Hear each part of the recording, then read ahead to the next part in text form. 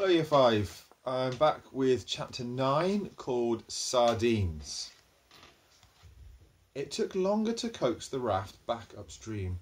Lila steered them close to the bank and they hauled their way along on overhanging branches when the pole wasn't enough.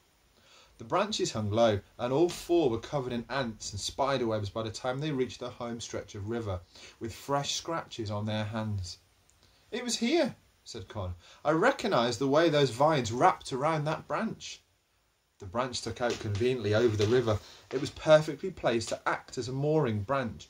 It jutted out at the ideal angle, right above a bank of black Amazon soil. Fred stood, wobbling hard on the raft. "Watch it," said Con. The branch was just over his head. It was covered in tendrils where it met the tree and shone green in the sunlight. He grabbed hold of it, tied a loop in the end of his liana rope and hung it over the branch. "That's perfect," said Lila, "like a coat hook for our boat." "It is perfect." Fred stayed standing, looking up at the branch in his hand, and he peered closer. "It's perfect because someone made it perfect." There was a beat of silence. Then, "What do you mean?" asked Con. And she spoke quickly. Fred didn't answer. He moved the branch to and fro under its covering of vines. It creaked backwards and forwards under his hand. The vines wound like a rope around it in a figure of 8, repeated over and over. "It didn't grow here. It's been tied on." Max was staring open-mouthed. "Who did it? Did you?" "No, Maxie," said Lila. "Not him. Somebody else." Fred looked behind him. A gust of wind caught a pile of fallen leaves and spun them across the forest floor.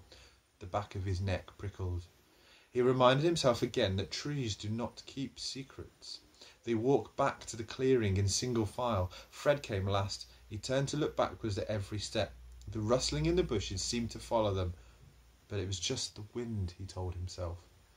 Wind is a trickster. It plays havoc with your courage.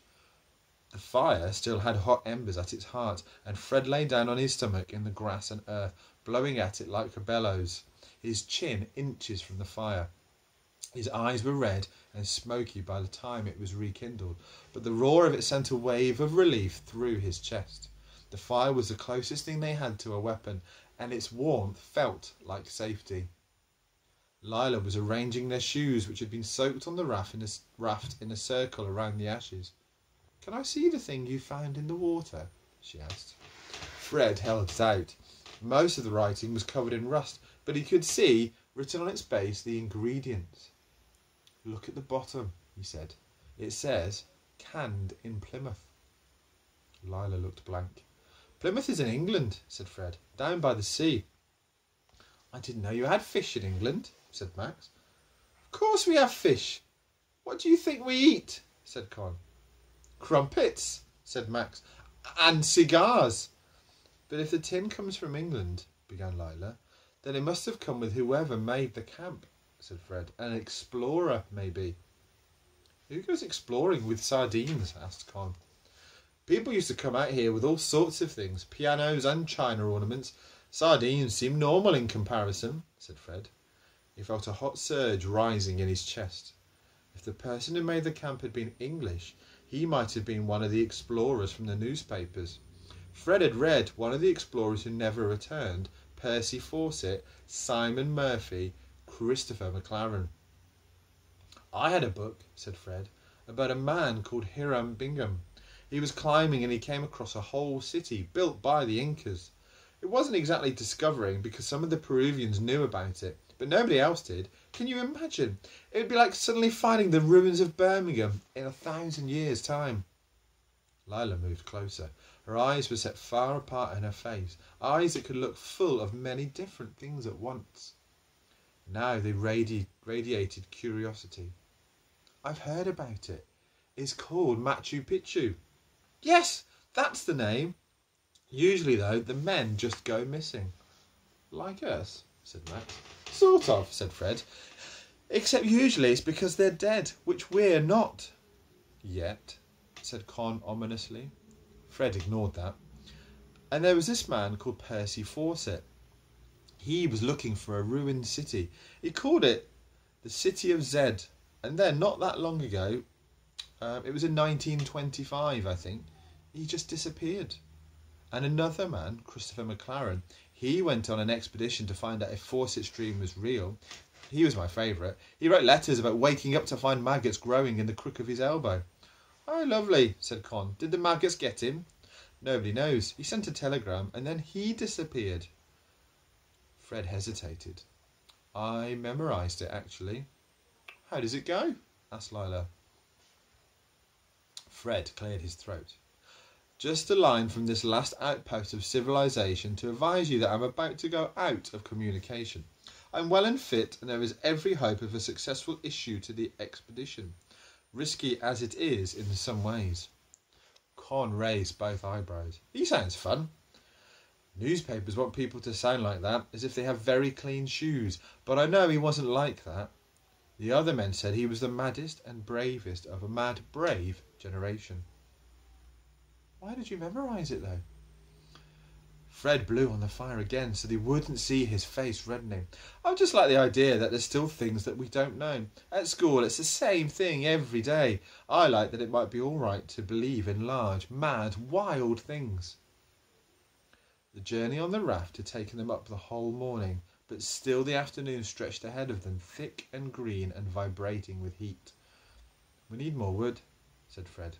They would burn through what they had by the time dark came. They needed so many things, he thought. Food, and a plan, or a map, or a passing ship. But at least wood was something he knew where to find. His vision swam as he stood. He was growing weaker, and the blood in his veins felt thinner. At first, Fred went fast, his head down, marking the trees with an X scratched in the bark, watching his feet among the roots and fallen branches. But soon he began to slow. There was so much to look at, so much that was strange, so much that was new and vast, and so very palpably alive. The trees dipped down to their branches, laden with leaves broad enough to sew into trousers. He passed a tree with a vast termite nest, as big as a bathtub, growing around it, and he gave it a wide berth. The greenness, which had seemed such a forbidding wall of colour, was not, up close, green at all. Fred thought it was 1,000 different colours, lime and emerald and moss and jade, and a deep dark, almost black green that made him think of sunken ships. Fred breathed in the smell. He'd been wrong to think it was thick, he thought. It was detailed. It was a tapestry of air. The trees clustered more closely together the further he walked. The light grew dimmer, though he was sure it was still mid-afternoon. A deep green filtering down through a roof of leaves and vines. He heard something move in one of the green bushes that clustered around his feet. "Hello," he called. He stepped backwards. "Hi." As he called, something sharp scraped against his arm.